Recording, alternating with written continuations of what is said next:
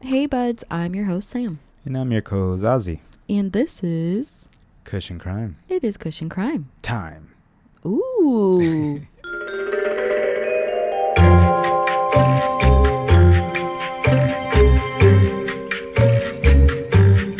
Welcome back to another episode of Cushion Crime. Welcome. As you'll notice, this is a week after you just got 2 episodes. Yeah, we've been trying to keep up with it lately. We are trying to give you as much content as possible, as well as our website. Oh, yeah. And then also our shirts, which have been made and will be posted and Ozzy modeled. And I was like, and Janae won that shirt for our first ever giveaway. So congratulations, Janae. Congratulations to our Woo-hoo. first giveaway winner. And then we also did receive a message from Mr. right. DJ Styles. DJ Styles hit us up randomly on our actual account. On our Gmail, which we responded to. So hopefully you saw that.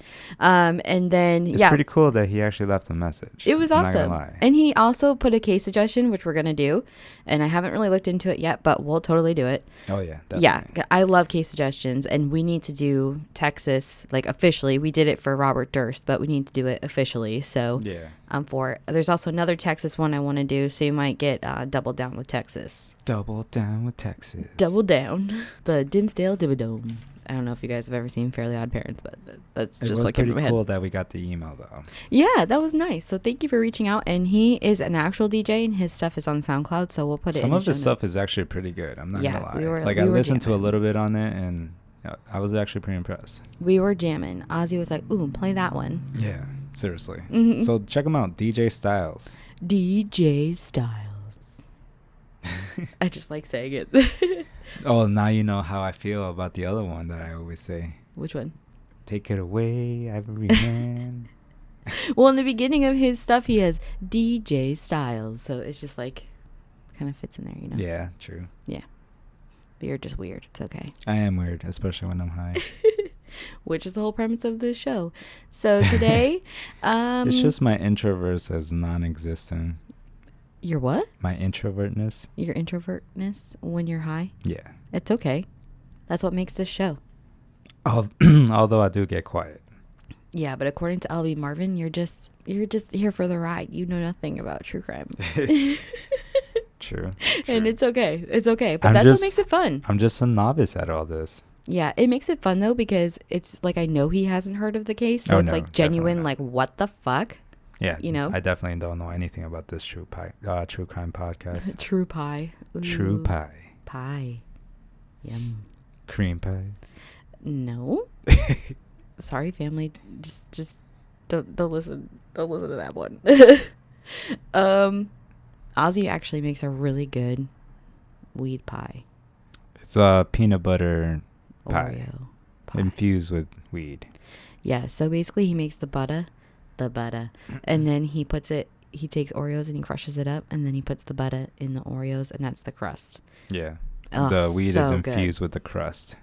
Oh my god, it's so good. The last one he made, whoo, yeah, that was like my strong. best one. That was my best one. You took so we both ate the pie like at like 9 at night. 9 at night. Yeah. Yeah, but we ate like a slice, which normally it's perfect. It's not too much. It's not too little. Like but it's we good. were eating the shit out of it though. Right. Well, we ate like a little bit of it. I ate probably about a slice, and he ate definitely a slice worth. The next morning we woke up and we were like, oh fuck. Yeah, we were blasted. We were blasted at work. Literally we were blasted. I wasn't blasted at work, but I was. Oh, I was. But I was blasted. It took me like till 12 o'clock to actually like regain my senses. Yeah.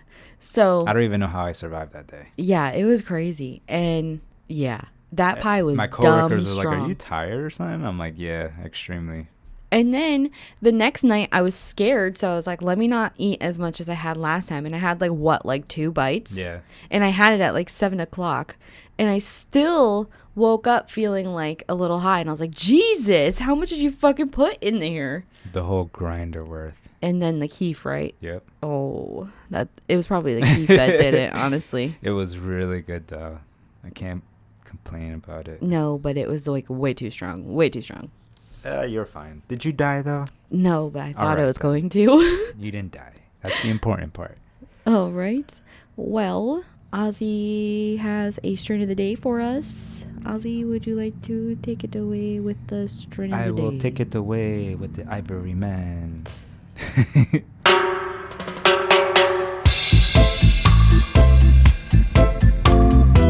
Today's strain of the day is brought to you by Dosidos at Leafly. Yum, yum, yum. Did I say that right? Yeah, Dosidos. Okay. Dosidos is also known as Dosido. It's a indica-dominant hybrid marijuana strain with the qualities of the similar parent as OG-KB and GSC phenotype.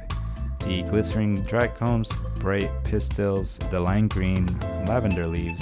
The Dosido weed is a feast for the eyes. The aroma is pungent, sweet, and earthy with a slight floral funkiness. The OG aroma blends nicely with a medical-grade body effects that lean towards the sedative side in addition of the face-off OG genetics. That will probably knock me out. Yeah, I imagine that ad for like not having kids smoking weed and that girl deflated on the couch. Yeah, that's what I picture on that one. That would be me. Those who smoke Dozy can enjoy a stony in-your-face buzz to start off that melts over your body over time, purifying the consumer's relaxation and enamels outward. The dominant terpene Dosidos is limonene. Is what? Lemonene. It's really pretty. 27% of the people said it helps with stress, 26% of the people helps with anxiety, and 21% with pain. And what did it win? It won the strain of the year in 2021 per Leafly. Wow. I don't know where you can find that, but I don't know either, but it definitely want to make me But try it looks really fucking good. Yeah. It's very pretty too. It is really pretty. It's very like green and purple, but not too much purple. Mm-hmm. But it's nice. And it's definitely got a lot of orange hairs too. Yeah. Mm-hmm. Well, I'm looking at the pictures and some of them are full of orange. Mm-hmm.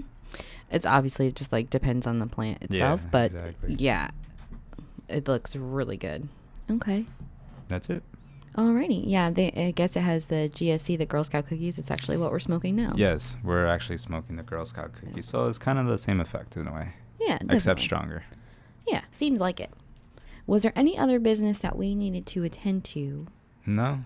Other than Team Shrimp podcast is coming up more frequently too, because we just gotta figure out life balancing. Yeah, we're getting there. I think that Ozzy and I have come up with a good schedule to get everything done, so we'll be more regular.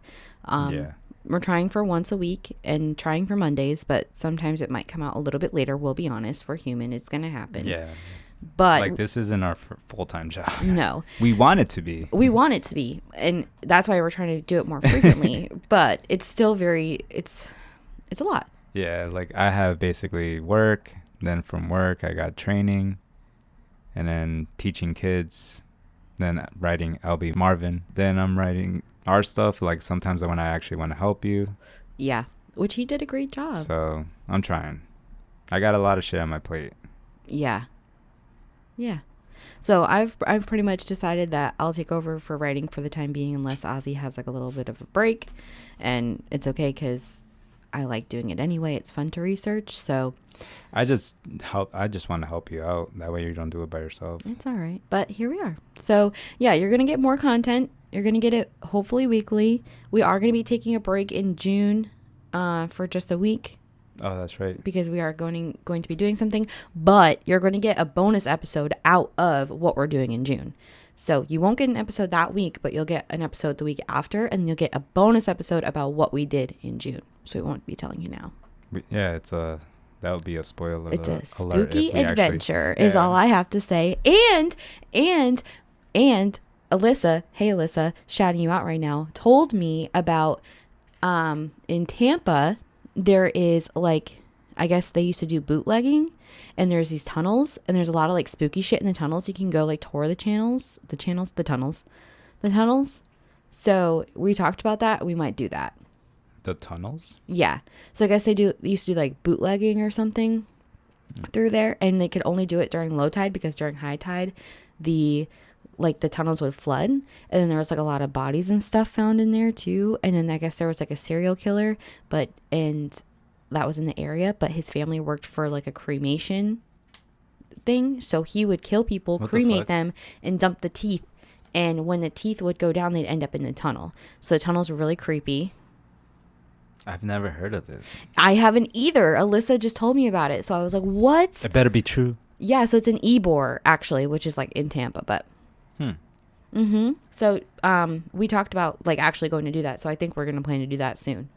That would be interesting. And that would be another cool episode to tell you guys about. Yeah, that would be interesting. So we're going to try and do like stuff like that around us now also, like spooky things, and tell you guys about that too. Yeah. But I just thought that tunnel one was really cool. I didn't get the chance to tell you. She likes the spooky stuff like that. I like the horror movie spooky stuff like that. Yeah, no.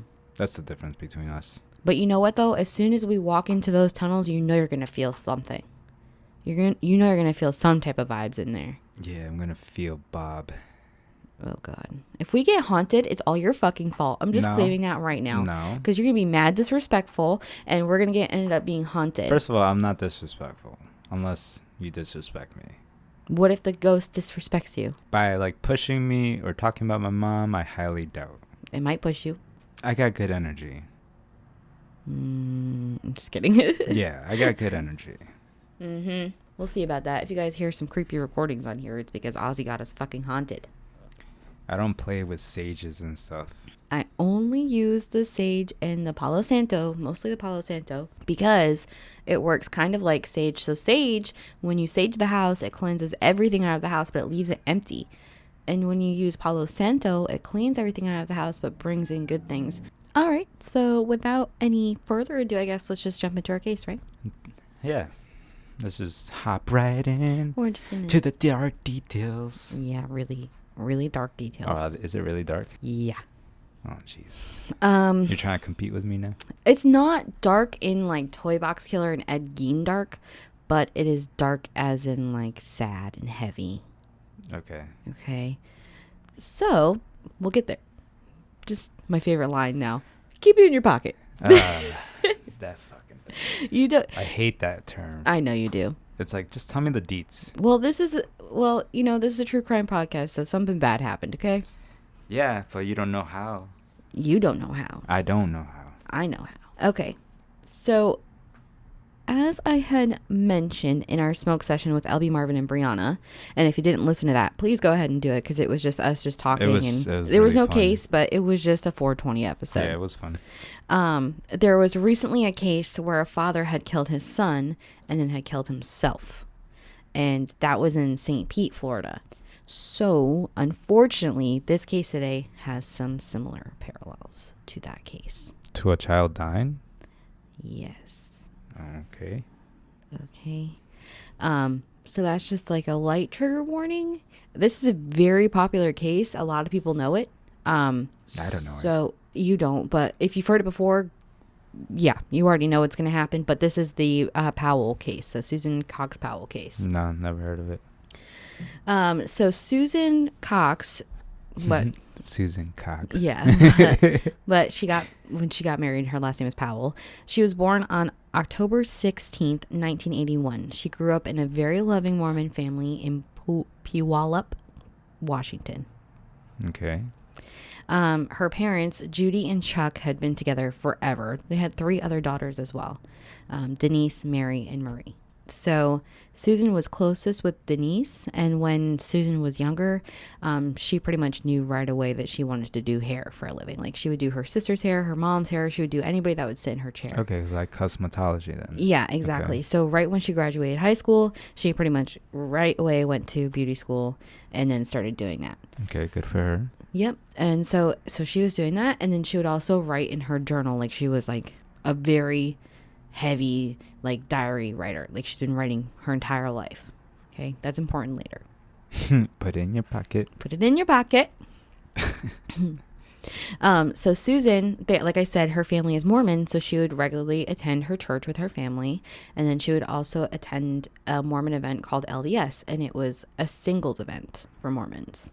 Okay, so almost like a dating. Yeah. type of event? Yeah, kind of like a speed dating? Kind of, but I don't think it was necessarily like speed dating, but I think it was more like a mixer type thing. Like just everybody at like a party and they're all single. More like they're hooking up. Not like that, but you're just like meeting people. Okay. They're Mormons. Relax. Nobody's hooking up there, okay? Hey, you don't know. I don't know. Yeah, you're right. I don't know. Maybe they were. So had like a big orgy in there. Oh God. Oh my God. So when she was at this singles event, this is where she met Josh Powell. So Josh Powell was born on January 20th of 1976. He was also of Mormon faith, but he had a very, very different childhood than from what Susan had. Susan grew up in a loving home, and Josh grew up in a broken home. So his mom and dad divorced when he was kind of younger, and he has 2 brothers and 2 sisters. One sister went to go move and live with her mom, and then the other sister and the 3 boys total stayed with their dad. And their dad became very bitter after the divorce, and he was like very anti-Mormon, and he just like he was nasty. He was a nasty human being. So, and he's a very fucking nasty human being, and he pretty much lost his faith, became full of himself, and he was just one of those types of people that would just like rant and rave about themselves, and anything anybody else had to say didn't fucking matter. It was only about them, and they just talk and talk and talk and talk and talk. Okay. You know those types of people? So he basically forgot about his faith and became a worldly person in a way? No, he's not a worldly person at all. He's a piece of shit. He lost his faith and is very anti-Mormon and fucking like just is so full of himself and just talks like it seems like he has a God complex in some ways for some reason. Like he thinks he's God? Like that he's just better than everyone. Okay. But he's really not. And he's fucking disgusting. So he's just cocky. Yeah, he's like overly cocky, ranting and raving. Everything's always about him. Nobody else can get a say in. It's only about his beliefs. Okay. I'm sure you've met people like that. Oh, yeah. Yeah. Mm-hmm. Yep.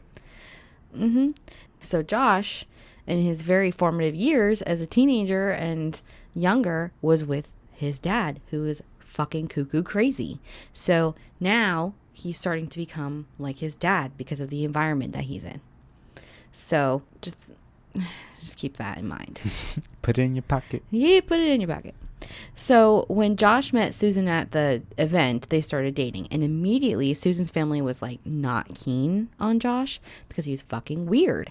And an example of this was apparently he had tried to date Susan's sister and wanted to take her to like a dance, but Susan's sister already left the house and already had a date, and then he showed up at the house and wouldn't leave and was just sitting there waiting for Susan's sister to come home to take her to the dance that she was already at. So she had a date. Yeah. Another guy. Yeah. And he still sat at the house and waited. So she basically rejected him to go with the other guy, and yet he still insisted to sit there and wait for her? Yeah, even though she told him that she didn't want to go with him. That's a bit much. Yeah. Creepy status right there. Right. So that's why Susan's parents, Chuck and Judy, did not like Josh. They were like, he's a little weird. That's like an ultimate red flag at first. Yeah, for sure. So like they were like, he's off. He's weird as fuck. Like, what the fuck? So Judy tried to talk to Susan, but she didn't want to flat out just say, like, you're not allowed to see him, because that would only just, like, drive her closer. Yeah. Like, and she was, like, trying to convince her daughter, too. Like, you know, you're young. You need to go out. You need to date. You need to experience more things. Like, you're beautiful. Like, just get out there a little bit more and then try to settle down. But it didn't happen, and they ended up getting married. With the creepy guy? Mm-hmm. Susan and Josh ended up getting married. Damn, he got what he wanted. No, he wanted his sister at first. Oh. Her sister at first. Okay, wow. Mm-hmm. Way to keep it in the family, I guess. Right. So. Like, I'm banging your sister right now. It's good enough. If I can't have you, I can have her. So in the beginning of Susan and Josh's relationship, things were okay for the most part. That's so creepy. Yeah. And Josh would help Susan, like, he was thoughtful, attentive to her. So about a year after they met, they ended up getting married. And their families, like, didn't meet before the wedding. And when they did meet, they did not like each other. So it's a very difference of our families, where we didn't really have the opportunity to have them meet. because yeah, no, we didn't have that because my dad was here, and then my mom doesn't speak Spanish. Yeah, my mom is just speaks Spanish all the time. Yeah, so it's just not. And when we did all get together, it was very nice. But my parents are laid back. They just don't care as long as I'm happy. Exactly. So, and the moment they met you, they automatically knew that you were better. I'm over here flipping my hair, like y'all can see that. Like, yeah, she knows what she did. My mom doesn't like anyone that I dated. Yeah, his mom loves me. I'm the daughter she always wanted, she says. Yeah, I mean, she always tells me that all the time. So sweet. Plus, like I told you, like moms know. Certain moms. That's true. My mom likes Ozzy, and my mom has also hated everybody that I've ever dated. See, like moms know. Mm-hmm. My dad loves Ozzy also. Yes. Yes, he does. Susan's family, they thought they were cheap as fuck and rude as fuck. So that they didn't really mesh well at all. And that's because Chuck did not like Steve. Fair as fuck. So they got married, but when they did, they ended up moving with Steve to save money because they're newlyweds and they just like needed a place to go at first, Yeah. And she wanted to, just to save up for their house and do what they had to do. So this is where things really began to turn. To get cray-cray? Yeah, bad. Like, how bad? Bad. In a scale of 1 to 10. 10. All right. Spill the deets. All right. So remember when I told you that Steve was always ranting? Give me the deets, damn it. Yes. So remember when I told you that Steve was always ranting and angry and sometimes like he didn't make sense when he was doing it. So this isn't really a great thing to live with, but now you can multiply it by 2 because Josh, who was attentive and nice at first, was starting to turn exactly into his father, which is not good. There's also one other thing that was not good about this environment with Steve. To put it lightly, he was a fucking creep. And when I say creep... To put it lightly? Yeah, to put it lightly. Just say it. He's a fucking creep. And when I say creep, I mean that he was taking pictures of Susan all the time without her knowing, writing pictures and writing in his journal about how much he loves her, and then masturbating to her. And he was obsessed with Susan. And this is Josh's dad, Steve. Steve was jerking off to his son's wife? Yes. And the dad? Yeah. First of all, First of all, that's your fucking son's wife. Yeah. Yeah. And second, what the fuck? Like, excuse you. Yeah. Like, it's kind of fucked. Well, not even kinda. It is fucked. That is fucked up. Yeah. That is creepy as like, fuck. How do you jerk off to your son's wife? Why are you taking pictures of your son's wife? Why are you proclaiming your love to your son's wife? I mean, it's just nuts. Yep. So Susan, for a little while, she dealt with it. Like, what makes you want to do that? Like, come on, bro. Like, that's your son's wife. Yep. Seriously. So she tried to deal with it. She told him, like, listen, motherfucker, you're fucking creepy. I don't want you. Stop your shit. And it didn't matter for him. I would have put a restraining order on his ass. Well, this is what happened. So what pushed her over the edge is that Steve, like, went up to her and said that I love you and I want to be with you. Like, directly? Directly to her. Yeah. And she was like, fuck no, absolutely not. No way. And then she told Josh they needed to move out, like, immediately, and they did. I mean, yeah. Mm-hmm. So they ended up moving to Utah. That's a creepy mistake about to happen. Yep. Like, not only he kept a secret, he just exploited his love to her in person. That's even worse. Yeah, and I don't even know if she knew about all the pictures. And then, like, imagine if she stayed in that house. Literally. Like, the creepy guy could have, like, raped her. Yep. He probably would have. Yeah, like, no. I agree with that. And just get the fuck out. Yeah, we need to get the fuck out of here. So they moved all the way to Utah, and things were good again between the two because Josh was away from his father, and he stopped talking to him for the time being. I mean, yeah. Yeah, because it's, like, fucking creepy. And then moved to Utah. They were doing good. And then Susan got pregnant. And then when Susan got pregnant, Josh started turning immediately back into his father.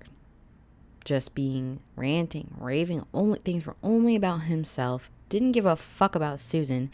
And then things got, like, even worse with how he was treating Susan. So at that point, throughout the pregnancy? Well, yeah, like she was excited. She wanted Josh to be a good father because I guess they had a bird and he took really good care of the bird. So she thought that he would be a good dad. Mm-hmm. But then when Charlie was born, her firstborn, like it just wasn't that. Like he just wasn't really attentive to the kids, didn't really care. It was all on Susan. So then they had a second child, Brayden. So almost like he was obsessed with her. Mm-hmm. And didn't care about his kids. Pretty much. Yeah. Wrong priority. Well, not wrong priorities, but kids got top priority at that point. Right. But all he cared about was himself. Yeah. So, like I said, when they got pregnant with their second child, this is when Josh was like, had totally shifted like into his own dad. And he started controlling like what she could spend. Mind you, she had her own job and worked, and he was like frequently losing jobs, but he was controlling what she could spend down to the penny, like had to use coupons and shit. And if she spent a little bit over it, she would have to explain why she spent more. Yeah, that's a bit much. And then he said he wouldn't let her give her money for diapers if the kids needed it. He wouldn't let her go buy groceries. He would make her use the garden that they had. Like they made them, like he made her make a garden and keep a garden and then use that to feed the boys as well. The garden? Yeah, like a garden, like fruits and vegetables. Oh, okay. Yeah. Instead of like, which, okay, but like at the same time, like you could just go to the grocery store. Yeah. Like, but he was just so controlling. And when the kids would be hungry, Damn, Josh twisted like crazy. Yeah. When Susan, like the kids would be hungry and whining, and she'd ask Josh for money and he'd say no. Yeah. Motherfucker, your kids are hungry. Exactly. So when it came down to the kids, Susan had to do what she could, and like she had a lot of friends. Like she was going to the Mormon church still, and she had a lot of friends through the church, so her friends would give her food for the boys and like make sure the boys ate and like would help her because she told them fucking everything. She would tell them. Most churches do that. Yeah, but she would tell them everything about how Josh was treating her, about everything, so they were fully aware of everything that was going on in this relationship. Even Susan's friends said that Josh was kind of distant with the kids, and because he was like that and grumpy and ranting and raving, Charlie, which is the oldest of the two boys, had started picking up on that type of behavior. So he started acting like his dad, and Susan was like, "Oh fuck no!" So his son is not doing what he's doing, and then what his dad is doing. Right. Fuck. Yep. Yeah.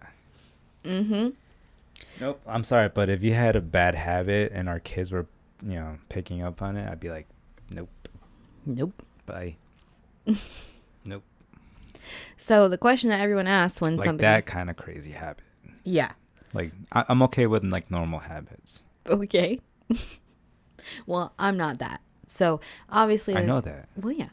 So the question that everyone asks when in domestic situations, and they've never been in a domestic situation by themselves, is why didn't they leave? Obviously, she wanted to leave. She was over this shit, especially with her son starting to act like her fucking dick of a husband. Right. And her dick of a father-in-law. So it's like it's got to be like something mentally genetics. Yeah. Or just behavior. No, it's got to be mentally genetics, if anything, because it was the dad first, and then the son, and then now his grandson. Well, it's all about how he's raised. Yeah, but also you gotta think about genetics too, mentally. Well, probably a little bit, but at the same time, like you'll see later in this story, but when you take away structure, so kids need structure, right? And when he was with his father, he was not getting the proper structure, love, affection, proper care, like whatever it is. And Josh was actually suicidal. He was like, there was reports of him potentially molesting his sister. What? Like, exactly. So he was not in the best environment. So now the kids. Man, this kid was horny or some shit? He was fucking disgusting. So his kids. Just humping the wall left and right. Yeah, gross.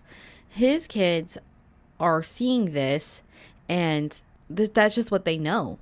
You know what I mean? They're learning from him. Yeah, I get that. It's like, for example, like, if in the kid's mind, it's like, if dad's doing it, then it's okay. Yeah, or that's normal. Or you that's know? Normal, right? That's like a lot of kids who have been like abused by their own families. Like they don't realize it's not normal until you start talking to other people, and then they're like, "What?" And then you're like, "Oh, that's not normal." Yeah. Oh. And you're just talking about it like normal stuff. Right. So everybody has like, unfortunately, our parents make us who we are. Yes. It's all about a lot about how we're raised. So Susan wanted to leave this relationship with Josh, but Josh made it fucking impossible. They only had one car, so that way she couldn't take the boys. He would threaten to kidnap them and leave her all of the time. If like she wanted to leave, like she would never get the kids.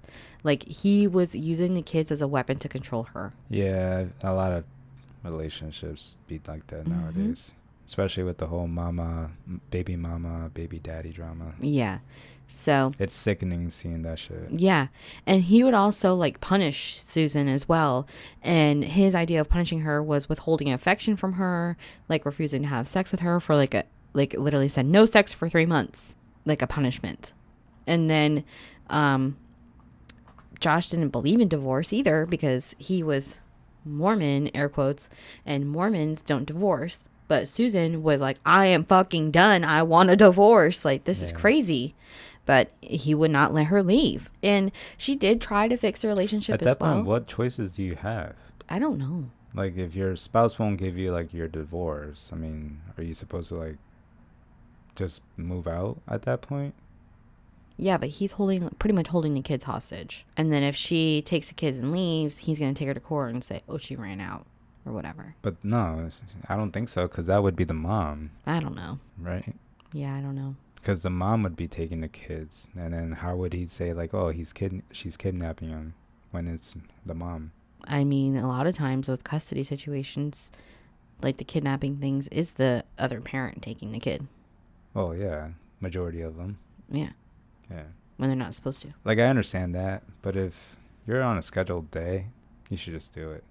So, unfortunately, I don't think she really had many choices. But she did try with him. She did try to do couples therapy, and he wouldn't do it, or he'd go for one session and then wouldn't go again. This bitch actually let him, like, keeps trying with him? Yeah, she tries to make it work. I mean, it's not for nothing. She tried, but he just wouldn't cooperate. So yeah, I would have been done with his ass for a while ago.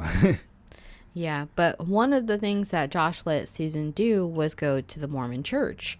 And she had, like I said, she made quite a few friends there that would help her with the kids and stuff. And one of those friends was Giovanna.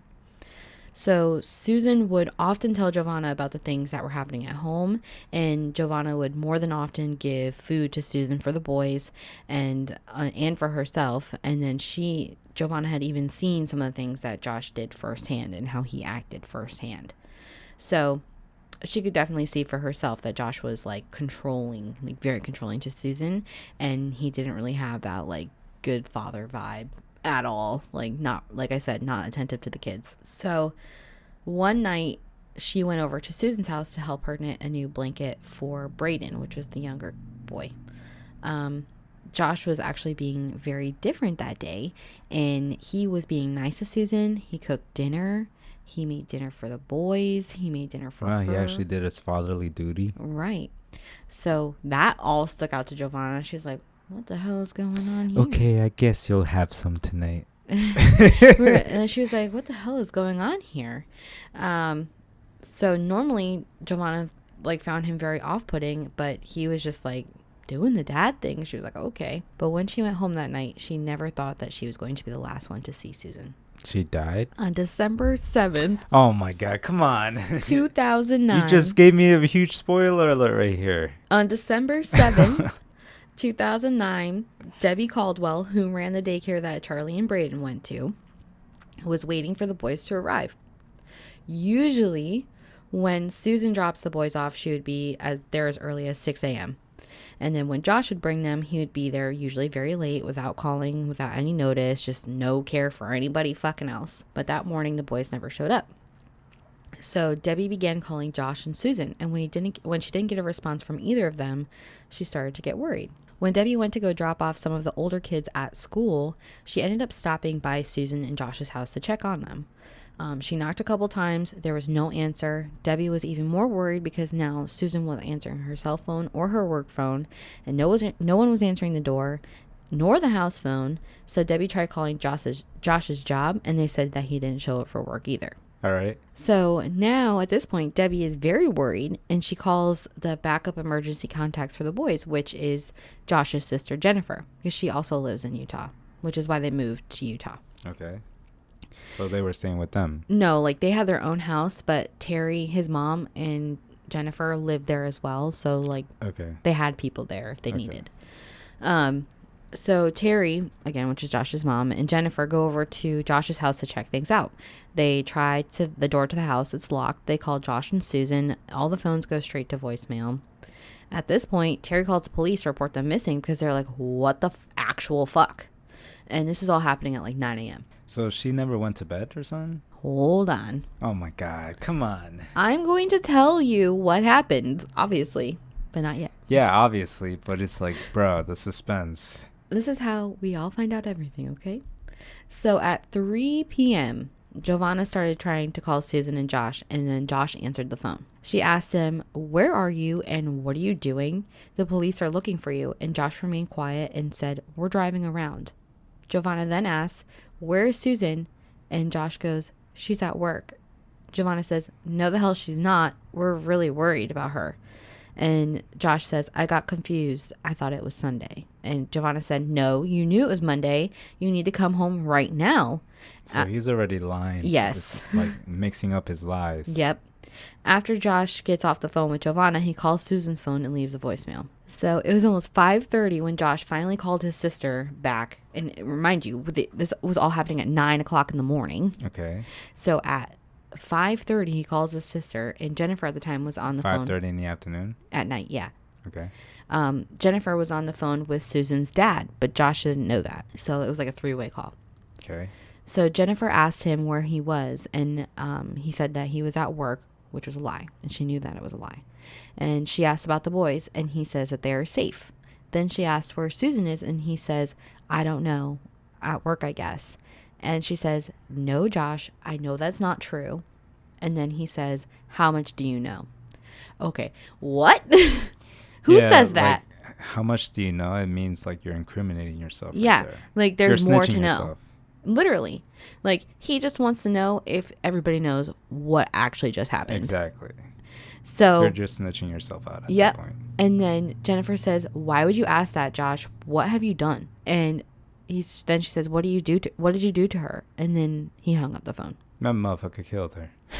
So Chuck, oh my God, Susan's father had just heard everything that Josh had just said, including that question of how much do you know?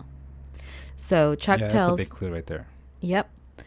So Chuck tells Jennifer to write everything down that she just heard, and he did the same. So he notated that all down. And at this point, Jennifer goes back to her brother's house and meets up with Detective Maxwell that's there. And she tells him everything that her brother just said. And then he has her call him from her cell phone again. Okay. And then he takes the phone from her and talks to Josh. And he basically is like, you need to come home.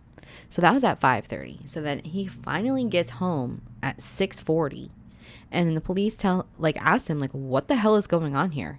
And Josh says that they went camping with the boys just after midnight and Susan was in bed. He had no idea where she might be now.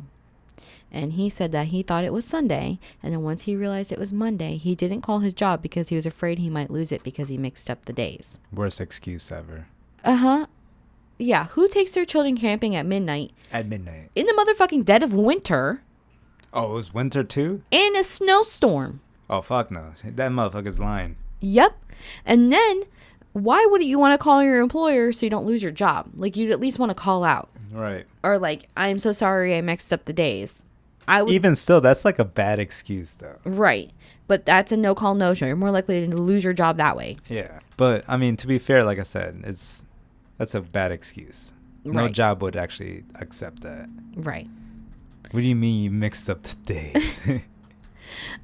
So when he tells the police that, he's like, okay, but why didn't you answer your phone when everybody was calling you? And he said he didn't have a phone charger and his phone was dead.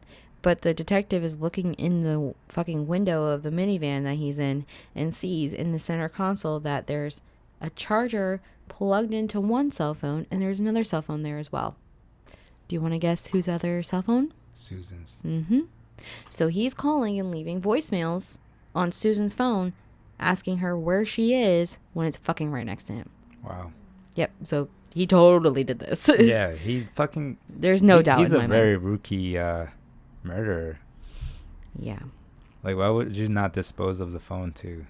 Especially nowadays, you can track people with phones. Mm-hmm. So Maxwell keeps questioning him, and he says that, you know, I think you're going to need to come down to the station. Let's bring it down to the station.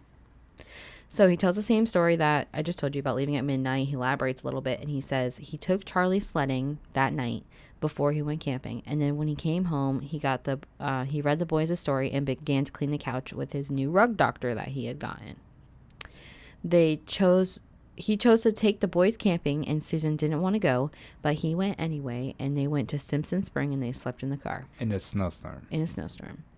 So he must have left that running all night then. Mm-hmm. Well, they had a generator also.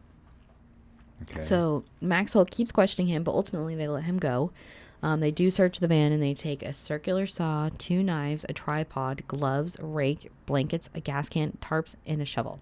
This was all in his car? Yep. Other than a generator, there was no camping equipment in the van, no diapers or anything for the boys, only a few snacks. So they also took the 2 cell phones that were there, but Josh had removed the SIM cards from both of them. You could still track people without it. So after that search, they let him return home, and Josh began to cleaning that van and making trips back and forth to the van to the garage. And this is his first fuck up, because I'm sure, well, the first fuck up of the Utah police, because I'm sure if they took the van that night, like seized the van, not just searched the van, if they seized it, then and done DNA or luminol testing right there, they would have gotten some form of blood in the back of that van. Right. Especially if it was fresh. Uh-huh. So the next day, Josh was supposed to go back to meet with detectives again and have another interview. And he arrived much later than he was supposed to. So at that time, they also served him a search warrant for the house. And they went into the house, and they found a couple box fans pointing at a wet spot on the carpet. And then police found out later that there was a couple places in the house that had Susan's blood on tiles and stuff, but they kept that to themselves. Police didn't confidential. Say that. Yeah, they kept everything that they had in this investigation quiet until obviously after the fact, because they wanted to make sure. Yeah, that, and they wanted to have they were trying to build as much evidence, so they didn't push to prosecute him until they had enough to be sure that he would be found guilty, because they didn't have a body for her, and they didn't know where he actually dumped her. They wanted a solid evidence, basically. Right, and he was just continuously lying, so they couldn't get anything from him. And it's not, the only thing they could get was a confession at this point, so there wasn't enough evidence to just say that he did it. You know, when they went into the house, they took the couch, they took up a piece of that carpet, they found blood on tiles, and then they took Susan's purse. So at the interview that he was at, they asked him again, where did you think that Susan is? And he said that he doesn't know where he went. And they're like, okay, so why'd you clean the couch? And he said, because the kids have ripened their boogers on it, and it was time to clean the couch. And then he also said to police that Susan is suicidal. So he was basically making her seem like she was the one with the issues. Right. Gaslighting. Yep. I learned that word from you. Thank you. Seriously, I would have never have used that word. No, I know. I'm so proud of you. So at that same interview, they pull Charlie and Braden away from their dad, and they sit down Charlie. And I think he was 4 or 5 at the time. And he said that they went camping where he has s'mores, and the detective asked him who he went camping with, and he said his dad, his mom, and his little brother. And they questioned him a bit more, and he's a kid, so he said he took an airplane to Dinosaur National Park, but detectives kind of believe that he's been to Dinosaur National Park before, so he just thought that where he went was Dinosaur National Park, so he just kind of quits it as that. So, okay, so almost like if they had a clue then. Yeah, so basically, they're like, oh, your mommy went with you. Right. Yeah. And then... because if she was there at that time, then it must have happened in between. Mm-hmm. So later in the line of questioning, the detective asked who came home from camping with him. And he answered his dad and his brother. And when they asked where his mom is, he said that she stayed at the park where the crystals are because it's so pretty where the crystals grow. Where the crystals grow? Mm-hmm. So to me, have you ever been to upstate New York where they, like in House Cavern, where they have stalagmites and stuff? No. So to me, that's why I'm like, what? I'm thinking that, so out there's a lot of like mine shafts and stuff, Okay. abandoned mine shafts. So I'm thinking that maybe he dumped her in a mine shaft where there might have been like stalagmites or something, because those are crystals technically. But are those like dangerous or something? No. I think she was already dead at that point. Okay. I think she was dead before she got into the van. And he was just disposing of the body. Yep. But the kids knew about it. He probably just told her that she's sleeping. Yeah. Ouch. So this is what I think happened that night. Nobody knows for sure, obviously. So to me, I think that Josh killed Susan inside of the house that night. And he was probably planning it for quite a while because he had just bought a fancy ass vacuum, like that shampoo, the Rug Doctor thing. And he was, especially the freaking carpet cleaner. Right. And then I think that he either hit her something or stabbed her. She bled and ended up dying in the house. Nah, I would probably say like he hit her with something because you said there was a few amount of blood on tiles, right? Yeah, but later, in the investigation, Braden is drawing, the younger boy. Yeah. He's drawing a picture of his mom, and there's like a wound in her chest. So he stabbed her. I think so. Or shot her. No. Probably not shot. They would have. I think they would have. The kids would have heard that. Yeah. Yeah, probably stabbed. Mm-hmm.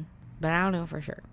Okay. Then I think that he put her in the back of the van and then he dumped her where the crystals are. And like I said, it could be like stalagmites, or maybe because it was snowing, like maybe young kid might have thought it was like crystals. You know what I mean? I don't know. I mean, I guess I can see that because it's like the moonlight in the dark and then the snowing. Like shiny. Yeah, it's snowing. Yeah. Kind of. Mm-hmm. I don't know. Especially if you're out on a mountain, there's like clear as day, you can see the moon. Mm-hmm.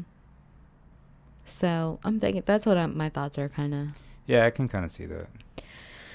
Yeah. Unless he killed her right after they ate the s'mores.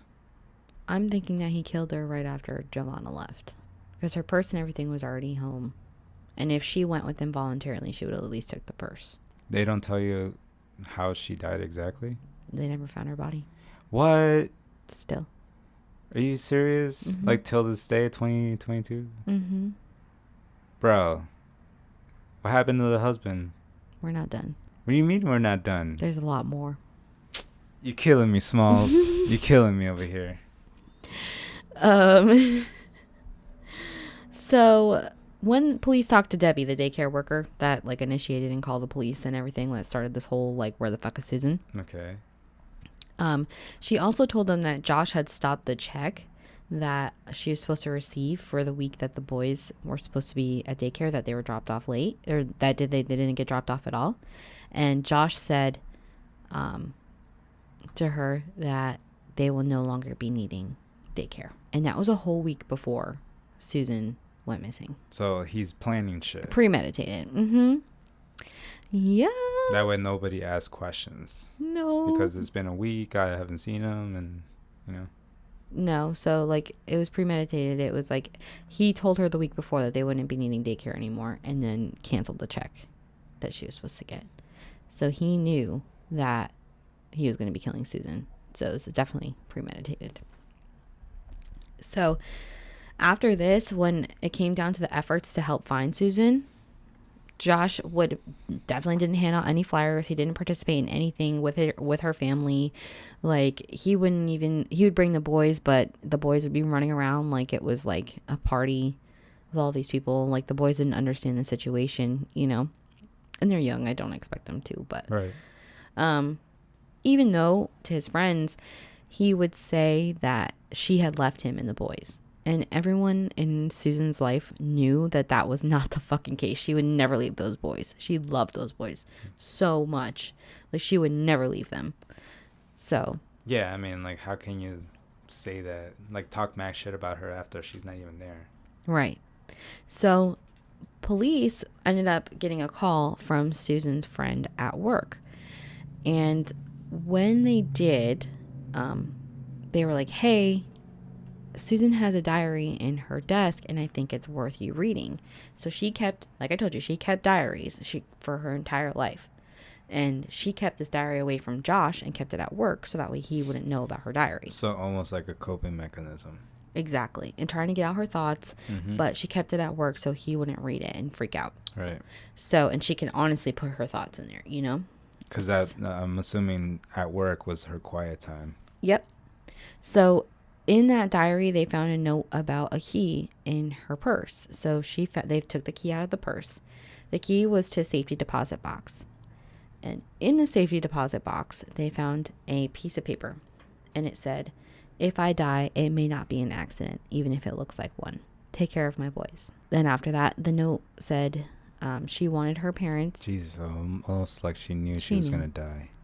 Yep. In the note, she said she wanted her parents to take care of the children. And she said she was so sorry to her children and that she would never leave them. And she made sure people knew as well that she had $1 million of life insurance between her and the boys. So she put the kids as a beneficiary? Yeah. No, they had their own life insurance policies as well. Okay. The note was dated June 28th, 2008. Susan went missing on December 7th, 2009. So for over a year, this woman feared that her husband was going to kill her. Yeah. And she saw the red flags multiple times. But she couldn't leave the boys. Yeah. So she knew it was a matter of time, and he made sure that she was fucking stuck, which sucks so bad. Yeah, I mean, how can you live like that? That's the thing. I don't understand why certain guys like to control people like that. It's crazy. Like, that but is there's too girls much. as well that does that. Yeah, exactly. It goes both ways. It does go both ways. But it's like, how, like, for example, you can do whatever the fuck you want. I don't care. Yeah. As long as you come home to me, I don't care. Yeah, as long as you're loyal to me and honest with me, like, I don't care what you do. Right. Oh, you want to go out, go have fun. Yeah. Just be safe. Yeah, and I'm going to go to the fucking grocery store, and I'm not going to eat the avocados that we have on the tree because I don't like avocados, and you're not going to force me because that's not how this relationship is. You're going to eat the avocados. No, I'm not. We're going on a quick pause, guys. No avocados. But yeah, it's just like, you're right. I don't understand how people can be like this to other people. Like, why do you want that? Why? I don't know if it's like a feeling of like control. Definitely a feeling of control. And it's like, oh my God, this power or some shit. But it's like, it's not a good thing to do. No. Just, like, you look like a piece of shit. Like, you both had a life before you met each other. Like, stop. Right. You're not your father. Like, quit acting like it. Yeah. So, unfortunately, Josh is a piece of shit, but Susan's parents are amazing, and they were the complete opposite of Josh. So they worked really hard to keep their daughter's name in the media and get information where they needed to be so they could keep looking for her daughter, get her face everywhere, use the media because, you know, the white woman syndrome. So it worked. It got out to everywhere. And then Elizabeth Smart, who we will cover later, was a survivor of abduction. Crazy case. We will definitely cover that one. Yeah, now you got me intrigued on that one. Yeah. Like, she escaped? I don't want to tell you because I feel like when we cover it, I want you to be surprised. But yes, she was able to get away from her abductor. It's crazy. Okay. So she was working with this family, with the Coxes, to help them like cope and like help out, use resources, things like that. And Elizabeth Smart does that a lot. Still to this day, she speaks. She's awesome. She's fucking, like, it's crazy to me that somebody can turn something so bad into something so good. So almost like a motivational speaker. Yeah, like, yeah, for sexual assault survivors, abduction.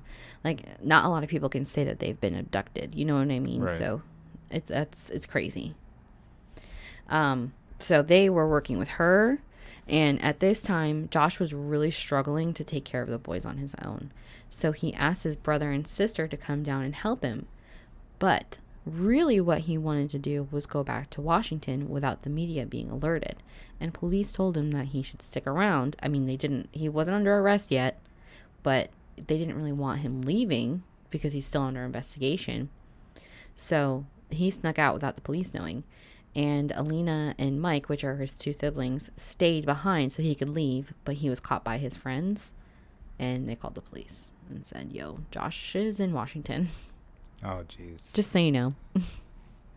I mean, yeah. If you know that something horrible has happened like that, yeah, I'm sorry. I don't want to be any part of it. So they were mad. Police were mad, but they're technically, like I said, he wasn't under arrest yet.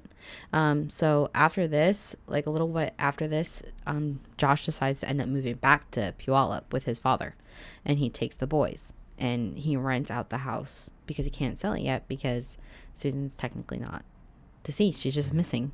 So when he takes the boys back to Puyallup, that's where Susan's family's from also.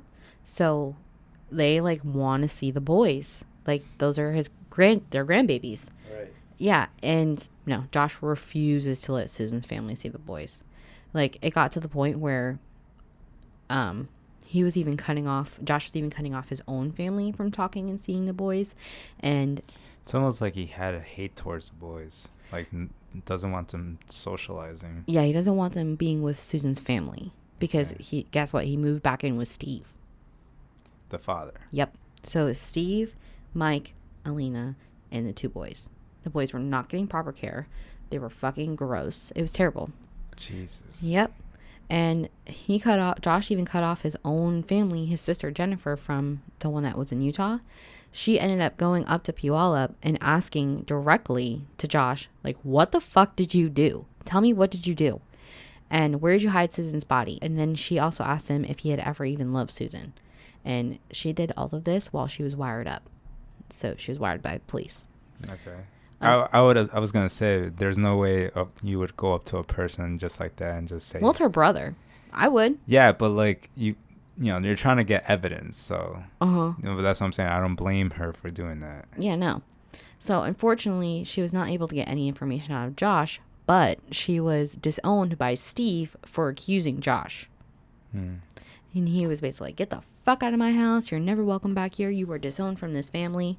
And even at this point, like her other siblings are like, our biological sister, Jennifer. And like not even acknowledging her as a sister. Oh, wow. Like, okay. Wow. Because she called all of you out on your fucking bullshit. Yeah. Okay. She just spoke the truth. Yep. And you can't handle the truth. Yeah, no. They can't, apparently. So at this point, Josh and Steve are making up shit about how Susan was abused and mentally unbalanced, and that she had come on to Steve, and they, oh my God. Yep, and they made a website. I believe it was like susanpowell.org, and it was all about the sexual fantasies that Steve had for fucking for Susan, and how she was crazy. Yeah, this guy's nuts. Dude, it was bad. And made a website? Yeah, just basically like trying to turn like the narrative essentially from Josh did it to Susan's crazy and killed herself. You know what I mean? But that wasn't really working for them. Made a whole website trying over her. Yep. And then this is when like shit got really nasty too between the Powells and the Coxes, because they were spreading fucking lies and bullshit and trying to taint their daughter's name. And Josh fucking killed their daughter.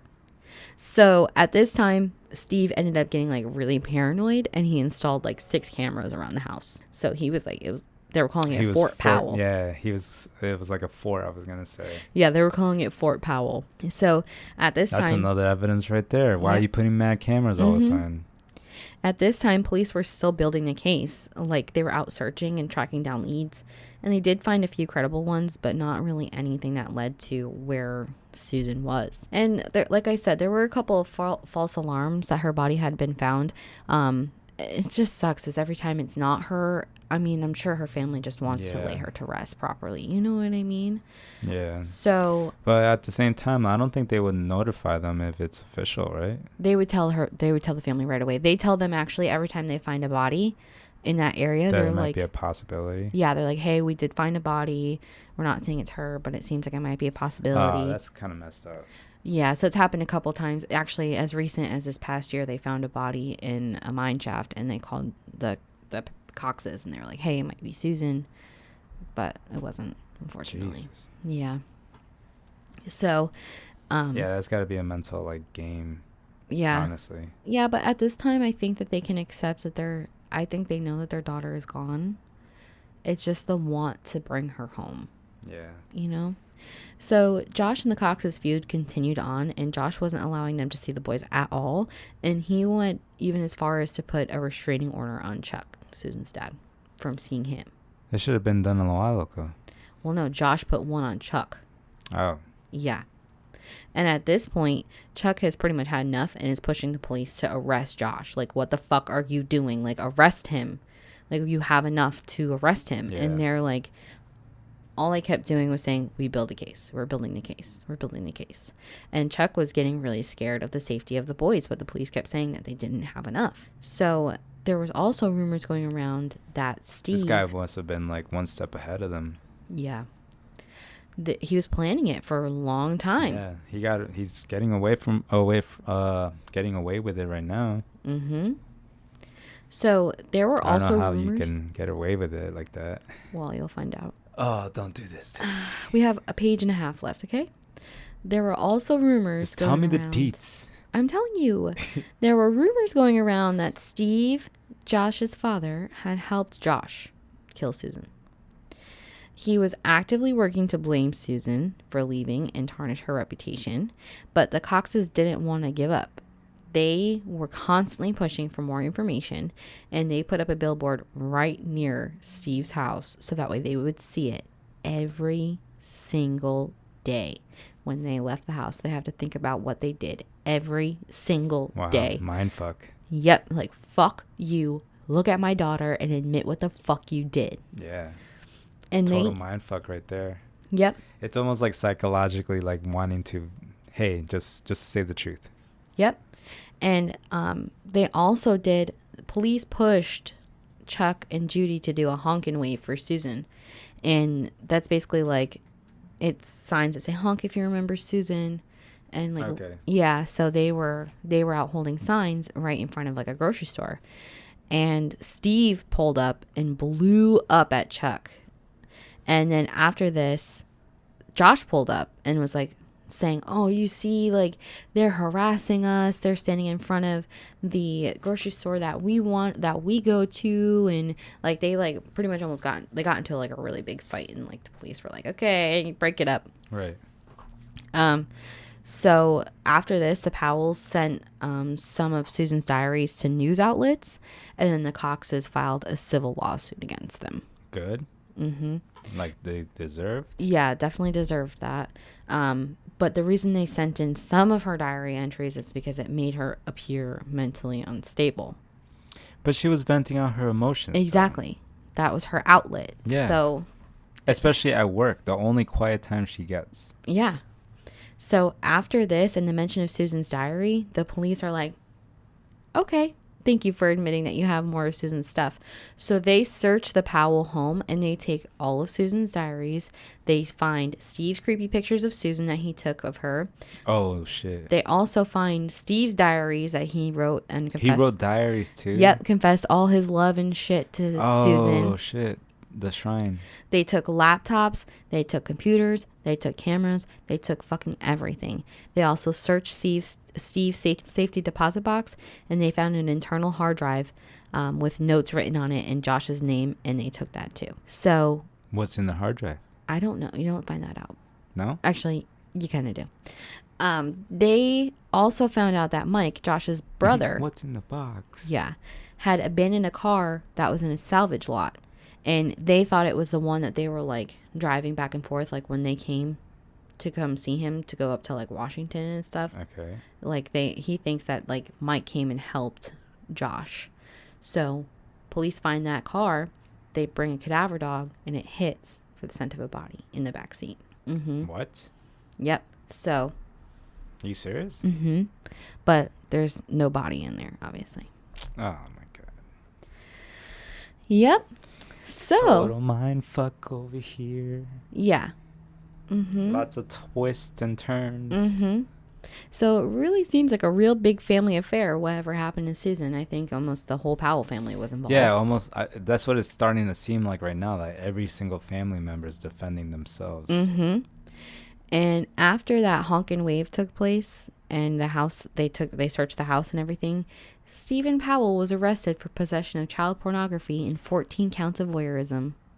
What? So voyeurism is, I looked up the definition, a person commits the crime of voyeurism if, to arouse or gratify his sexual desires or those of another, he knowingly views, photographs, or films another person in private place without consent. So basically, he's in the shadow jerking off, and you don't know about it. He had pictures of the neighbors. What? The neighbors too? Young children. Fuck no. All of the women in the neighborhood. And yeah, he was fucking disgusting. He should just die. He's in jail. I'm pretty sure he's still in. Let me look. Let me verify that information. Please hold. He should be in jail for the rest of his life. I don't know. Especially having kids' pictures. Yeah, seriously. Actually, he's out of prison. What? But he died. Oh, he died? Yeah. Okay, good. He got out of prison in July of 2017. And he was convicted. He served 7 years from this. And then he died of natural causes in 2018. Well, at least he died. Yep. Like, goodbye. So after Steve was arrested, the boys were taken from the Powell home by CPS, Child Protective Services. Josh didn't fight them at all. Josh didn't even want to hug his children goodbye when they were taken. He just let them leave. The boys didn't cry. They were happy to go. They were excited. They were ready. They were just like, we're sleeping over. So they ended up bringing them over to the Coxes. And there was a child custody hearing, and the Coxes were to get full custody of Charlie and Braden. Yeah. With supervised visitation to Josh. Okay. At that time, Josh was pissed because he just lost control over the Coxes. Oh, yeah. He's losing control left and right all of a sudden. Yep. But the boys were not safe in that house at all. They had no structure, no proper care, no love, none of it. And it's sad because the boys, like, because of that lack of structure, they were like pretty bad. They were like turning pretty bad kids, and they were never like that. So it just sucks. So they were getting like bad habits somewhere else. Yeah, from Steve and fucking Josh. Right. Yep. And so when the boys would visit Josh, they would always be supervised visits. I mean, they should after all that. Yes. The person that was supervising them always noticed that Josh was very controlling of the boys, and he always forced their interactions. So the visitations continued, even though that soon Josh was also to be charged with the possession of having child pornography.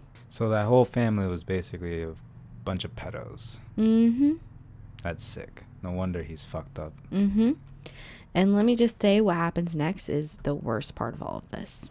So on Sunday, February 5th, 2012, the boys went to their supervised visitation with their dad as they normally did. The boys didn't want to go, but they did. And when they got there, the boys ran ahead to get into the house. The person supervising the visit was following them a little bit behind, and when she got to the door, Josh looked at her, shrugged his shoulders, smirked, and closed the door and locked it. She was banging on the door trying to get in. She could not get in. They wouldn't let her in. She tried to go around to the side. She couldn't get in. And then she heard Braden scream. So she started calling like 911. And the 911 operator was a fucking idiot. A fucking idiot. She's literally telling him, I'm on a supervised visit. The person that they're with right now is not safe. They're dangerous. He locked me out of the house. I smell gasoline. Please send someone. And then he was like, I'll have the... Wait, smells gasoline? Mm-hmm. And he said, I will have the next deputy that's available call you. Instead of sending anybody. So she's still screaming, trying to get in the house. So she calls 911 again. She's like, yes, there's a fucking emergency here. Like, you need to come right now. Like, I smell gasoline. I hear screaming. The person that they're in there is not safe. You need to send you need to send something. And then all of a sudden the house went boom and fucking caught all up in flames. The boys. So when police went into the house after the fire was put out, the boys had chop marks on the back of their heads, and they were missing fragments. What mark? Chop marks. Chop marks? From like an axe. On the back of their heads. And oh my God. Josh had lit himself and the boys on fire, and the boys actually died of smoke inhalation. So they didn't even die from the chops to the back of their head. That's... Eventually they would have died, though. Yeah, but they died from the smoke inhalation. What a piece of shit, man. Mm-hmm. Oh, that got me so mad. Mm-hmm. I don't like this case. No. I told you, it's heavy. I love kids, man. Like, it's sad. Kids are our future. I still believe that. It's just really sad. It is. So before he even did this, he called people, he left voicemails, he sent emails and said his goodbyes. The Coxes were obviously absolutely understandably distraught by this whole thing.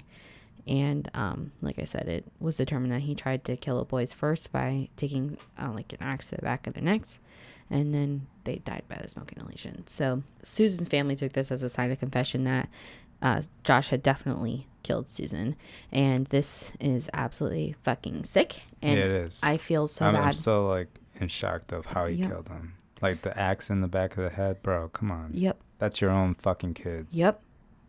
And I really feel for Susan's family, like, to push for this man to be arrested, for him to not be arrested, for him to kill your daughter, and then kill your grandchildren. Yeah. And himself without even facing the judgment. Yeah. Damn, this got me mad. Sad. Mad. Yeah, it's just too much. But, yeah, let me see. I think there might be something that you can donate to.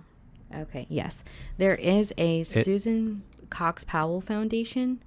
You can get updates on her case. The case is still going? Yep. But they both died. Yes, well, they're just trying to find her body still. They post kind of frequently. There's also a foundation that you can donate to. It's SusanCoxPowellFoundation.net, and you can donate there. If you guys want to, I think we might donate at least a little bit of something. Yeah. There's also information here for domestic violence information, partners links and information, and then about Susan and everything like that. So if you guys want, you can take a look at that. Keep that link as well. So we can donate some money. Yes. Also, the book I read for this case was really good. There's a lot more information, but I was trying to keep it somewhat brief because... I'm literally thinking about like him doing all that stuff. It seems like he wanted to give him a quick death, and then disintegrate their bodies with him. Yeah, like he dumped gasoline on himself. Yeah. Yeah. But then, I guess he wasn't very accurate on the axes, maybe, and that's why he had no choice but to just fucking blow up the house. Yeah. Which is still terrible. Yeah. Well, he was planning that too. So the book I read was If I Can't Have You, and it's Susan Powell, Her Mysterious Disappearance and the Murder of Her Children. It's by Gregg Olsen and Rebecca Morris. It was really good. There's a lot of information in here. It's definitely very heavy. But if you want more information, I didn't include everything. There's a lot of information about Steve and Josh's upbringing and his sibling. Oh, also Josh's other brother, Mike, ended up killing himself also because he was definitely involved in it. Yeah, because he knew something. Yep. And then he was next. Yep. So, yeah. What else do they say in that book? They have that information about him. They have more information about Susan and her friends. A lot of information about her friends and how her friends reacted to this whole thing. So, okay. They really talk a lot to. You have all the information like from the interrogations. That's all. All of my information was pulled from that book. Okay. Mm-hmm. So read that. I like really the case with lots of plots and twists on it. But it's sad. I just don't like the ending. No. Especially when kids are involved. It's heavy. Yeah, that's why I told you it has a very sad parallel to that St. Petersburg case. Yeah, that was very... pretty much... distraughting. Same thing. We talked about it on our 420 episode. You can go listen there. I don't want to talk about it again. Well, I hope you come back for more sadness. More sadness and creepy people. Yeah, and creepy people. If you would like to email us like DJ Styles, DJ Styles, you can go to cushioncrime@gmail.com. Yes, you can. Soon to be our website. There will be a contact us form on there. Oh yeah, it's coming. It'll come this week. It's coming so fast. So fast. And then if you want to follow us on all the social medias, we're on everything at Cushion Crime. Yep. And follow us on wherever you listen to this, so that way you can get notifications for when we upload our episodes weekly. Yeah, seriously. Give us a review too on Spotify or wherever you listen to. Yes, and hopefully it's 5 stars. Anything less than 5 stars is considered a fail. If for some reason we did not deserve 5 stars, please feel free to let me know and I'll make sure you have a 5-star experience. We say that a lot at our jobs. All right, guys. They literally make us memorize that script all the time. Yes. Well, thank you guys so much for listening. Please keep recommending us to your friends because we see the spread and it's really cool. And really it's actually pretty awesome that like different parts of the like the state, world. Yeah, the world and the state is like listening. It's pretty freaking awesome. And on top of that, like having that first email. Yeah. It was very freaking nice. I mean, we've had fan mail. We've had a couple DMs before. We have. But the email was it was very official. Yeah, he included a link to like the case he wanted to do and everything. Very nice. We appreciate it. Yes, we do. Well, but we appreciate any of you guys. We appreciate all of you guys. All of you guys. All the Sorry, buds. My Spanglish kicked in. All the buds. Well, we love you, buds. We love you, buds, and we hope you stay lifted, and we hope you join us again next time. Goodbye. Goodbye.